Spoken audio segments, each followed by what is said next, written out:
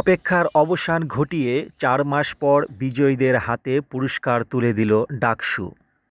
স্বাধীনতা দিবস উপলক্ষে ডাকসু কর্তৃক সাংস্কৃতিক প্রতিযোগিতায় অংশগ্রহণকারী বিজয়ীদের মাঝে পুরস্কার বিতরণী অনুষ্ঠানের কথা ছিল ২৬শে মার্চ।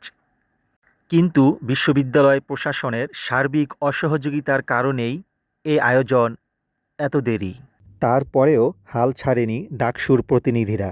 নিজেদের উদ্যোগেই প্রয়োজনীয় অর্থের ব্যবস্থা করে ১১ই আগস্ট ডাকসু ভবনেই বিজয়ীদের হাতে পুরস্কার তুলে দেন ডাকসুর স্বাস্থ্য বিষয়ক সম্পাদক মিনহাজ।